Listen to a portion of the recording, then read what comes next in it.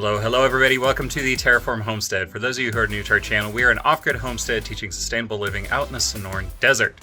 One of our big passions here is art and turning trash into treasure.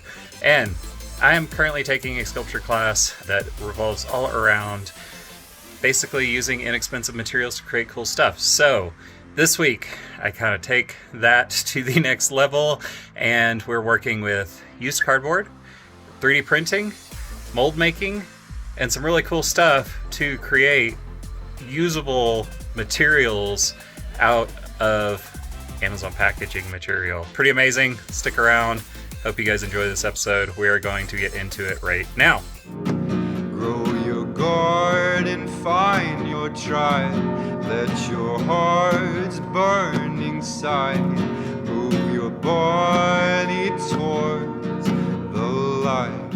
Got my cardboard. My 3D prints just came out last night. Show you guys this mold. Not something I designed. I'll put a link to where the Thingiverse that I got these, but this is just a little dish that I want to kind of test this out and see what this material actually comes out to be. So basically it's a 3-part mold. These all attach, clamp together, and we're gonna stick our stuff in there. So I gotta get our cardboard shredded up, and then I did get a food processor from the Goodwill for $8, and gonna try this out.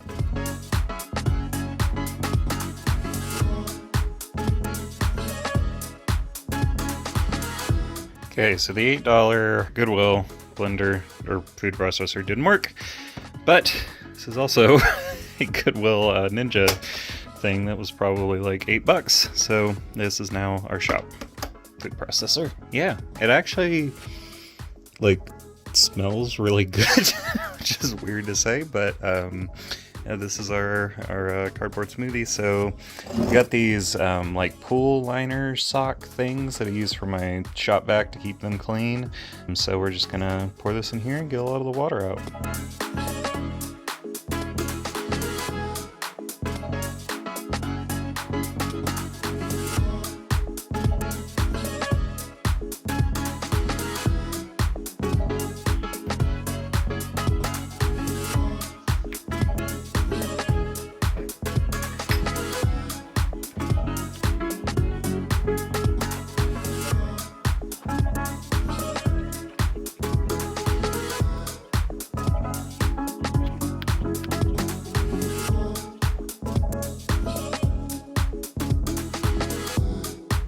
Okay, so I'm having a late night out in the shop and having so much fun.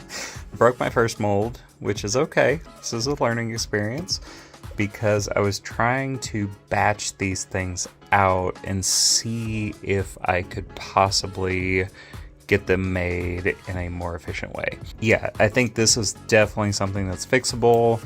I was having troubles with getting things pried apart, which I think is a design opportunity in this. This was just like a very simple mold that I downloaded and printed.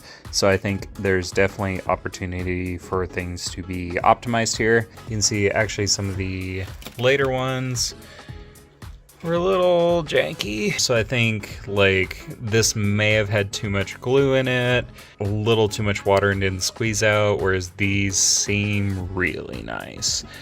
And yeah, this was a piece that I just took a little bit of a torch to and put some spray gloss on, and it just looks incredible. It's got that fractal burn, like super dangerous wood burning look, but with Amazon Prime, listen for free, boxes, a lot of water, and just like I had the tiniest bit of wood glue is what's holding this together, and this seems super solid. This is the piece that I had originally like left in the clamps for 5 or 6 hours. I'm hoping these guys turn out really well because these were left in the clamps for less than a minute a piece. So if I can batch them out in that sort of way, that would be amazing. Stuff can sit in the water, because it could be really cool to have like our lime vat over that way that's just sitting for months and months and months and letting stuff soak. That's going to be something I'm experimenting with. And yeah, this blender situation is trashed. Luckily the base is still good, so I can still use that for food. And to take you over to this, we have some new pieces printing. So this will take 12 hours or so. So overnight, I may get some new forms to play with because, yeah, while I think these bowls are super cool and interesting, I definitely think there's more opportunity there. Okay, so we are getting our actual molds printed because the molds that I did today turned out super freaking cool. Just amazing. Yeah, just want to kind of click you guys through what we got going on here. So this Octoprint thing with like a little mini computer and a webcam is honestly just like one of the coolest things ever in my world. So we're going through, this is our final mold that I did not design, but I will put a link to the designer in here and just kind of modified for my needs. We've got our full build plate filled up and doing 2 molds per print. It will take around 11 hours per print. I didn't change our settings here, so this should actually be about $4. $2 a mold, not a big deal. Got it in Octoprint and stuff's heating up now. Pretty cool. So in the morning, we'll have our first 2 molds and be able to start cranking this stuff out.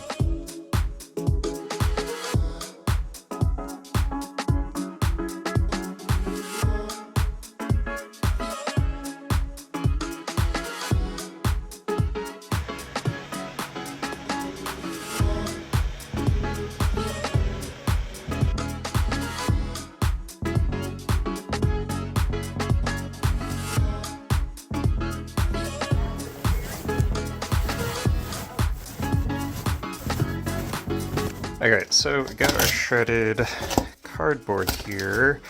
Made sure I took off all of the tape and stuff. Wasn't super worried about some of these labels just because there's a little plastic to them, but they're mostly paper, so I don't think they're going to interfere. My hope now, and this is all experimentation, or all experimenting, seeing what works, is I'm gonna soak a bunch of this, just some water, to kind of help start breaking down those fibers, because I hope that that will make it easier once I start blending it if they're already kind of soaked and soft and nice to work with. So I'm just going to do about half of this. If it all goes to hell, it's not the end of the world and I'm out of material. But yeah, we're just going to get some of this in here and get it filled up with water.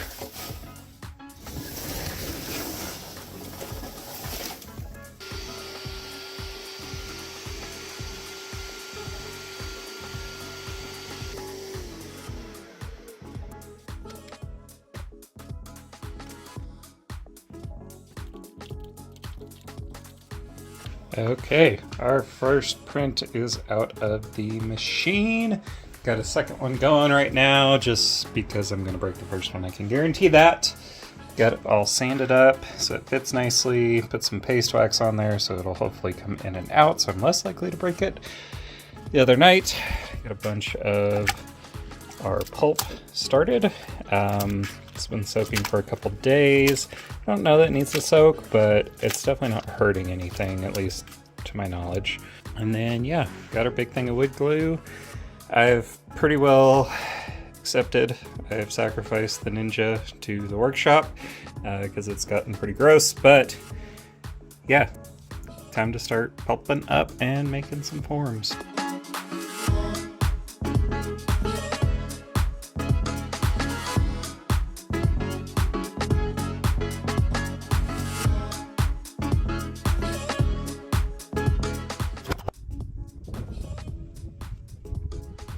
Got our first chunk of these little guys ready. You can see they're turning out pretty cool.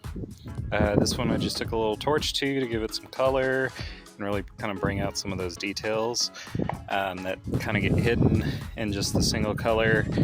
A couple of these I tried to put some pigment in, some India ink, and turned out interesting. I think they kind of look a little charcoal briquette-y, but we'll see how they dry up. I think I kind of like the lighter colors. Got a handful done. I did end up breaking my molds. This one I printed last night, and you can see I printed at a little bit of a lower temperature just to see what would happen, and it definitely like delaminated. So this one was pretty well trashed. What we got going now is I'm printing a new top and bottom that is at 75% infill, so it'll hopefully sturdy these guys up quite a bit.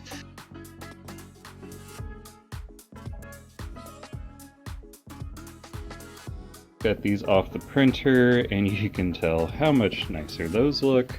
Basically, these two pieces took 19 hours to print. These two plus the one that looks like this took 10 hours to print.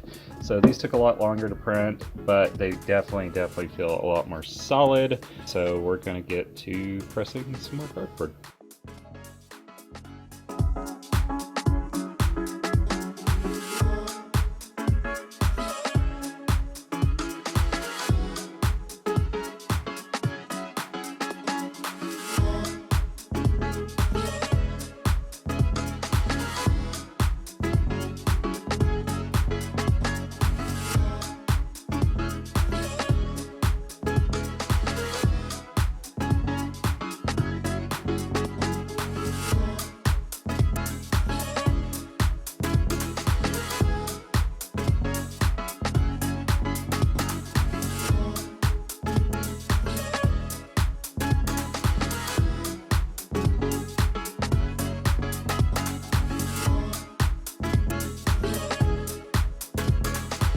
Okay, I want to run you guys through this full process now that we've kind of got it dialed in. It's pretty cool.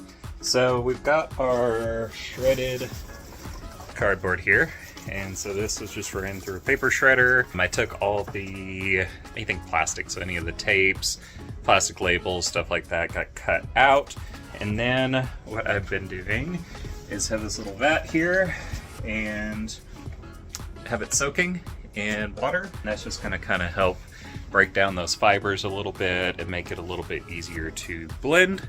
From that point, I create our mush here. So this is our that soaked cardboard that is then ran through the food processor once, and that just kind of helps it, you know, blend a second time easier.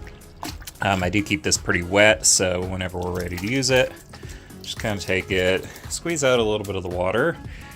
Each of these batches, I'm kind of reusing the water from the previous batch, just because we have been putting glue in here to help everything glue and stick together really nicely. So the water that does get squeezed out can be used again to save glue. Right now I've done, I don't know, probably 20 something of these little guys, and I've only used, you know, yay much of the glue bottle. We're just gonna get some of this.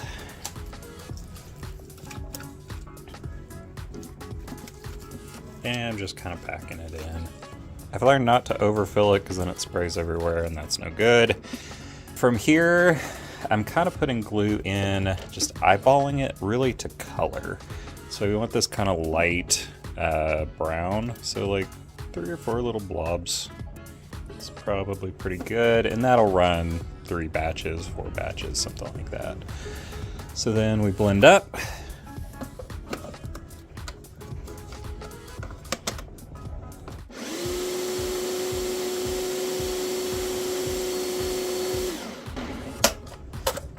And then we get our nice little pulp. So we kind of want this color to it. For some reason, this smells really, really good, which I don't know what that says about me as a person, but we will ignore that for now. And then next step over here, you can see this is the remnants of the last batch, just because I didn't have enough to fill a full mold, so making a new batch. And this just gets dumped in. I found these are just some like pool filter liner thingies that I had that I actually used for my shop vac to kind of keep it cleaner. But they are very cheap. You could also use like an old t-shirt, something like that. Just anything that's gonna get the excess moisture out. So, let's see if I can do this with one hand. We're just gonna take this and start squeezing out some of that extra water. So, we're not trying to get everything out. We're just trying to get it to kind of like a clay consistency. I was finding if you put squeeze too much out, it just doesn't really press really well, so it doesn't form in very well. So we're kind of getting that. I'll take our glue water, toss it back in for the next round, and like I said, you can see this like milk color. That's a good color. As you kind of use more and put more, it gets diluted, and then that's kind of the way you gotta tell if you need more glue. So now we got our pulp, and from here, just the way this mold is, one thing I learned was setting them up at an angle like that, so that way we have these little tabs, or designing your file so that there's tabs is really important. The first, well now I can't do it, there we go. How this was designed was like this, where it was just square on each end, and that became problematic to get the pieces out, so I have been just rotating it, and that seems to work a lot better. With this mold, I like to just put some in, just because we do have this kind of like skinny gap around here. This probably wouldn't be necessary for all the molds, but I'll just kind of take a screwdriver, get that all in there. Really get it nice and in those corners, and then a nice blob kind of going just above the I guess the fill line here. I don't know what you want to call it, but if we don't want to put too much, because then we can't press it and it all explodes out, but if we put too little, then we don't get a good compressed mold. So from here we get our top piece, again putting it at that angle. I like to just get it set by hand. And this vise is just a cheapy Harbor Freight guy. I would love to build a hydraulic press for this, because I feel like that's going to be a lot easier. But basically got this little press, little vise from Harbor Freight, and just screwed in a couple pieces of wood. And then we crank and try not to break the vise. So basically cranking this as much as I possibly can, while getting a lot of that water out. Crank, crank, crank. Again, the cheapy vise, I had to get an extension tube just to get some more leverage on there, and you can see this is all kinds of bent up. But I just bend it back until this breaks, and I'm hoping it makes it through this project. So once I can't bend it anymore, I let it sit for a couple minutes maybe, not too terribly long, just until it kind of stops dripping. You can see this one's not dripping too bad, so I could probably go ahead and pull it back out. Get this guy out. Sometimes screwdriver is just nice to loosen this guy up. Get our top. Get our bottom. You can see how nice that looks. And then this is just a piece of plywood cut. So you push this out, nice even pressure. And there we go. So this will dry up, this will shrink, and then we'll come in and sand off with the belt sander. You could use a hand sander or just a piece of sandpaper to kind of clean up some of these like push outs. And see, we get some pretty nice detail in there. That'll really pop once we get the burn in there.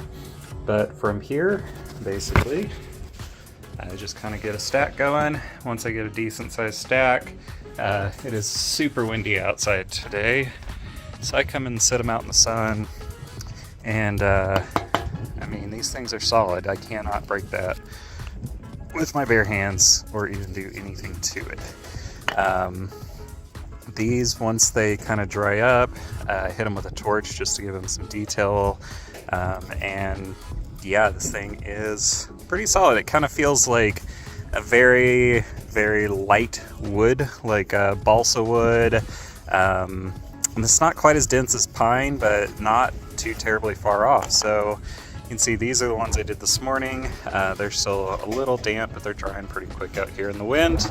And yeah, pretty cool.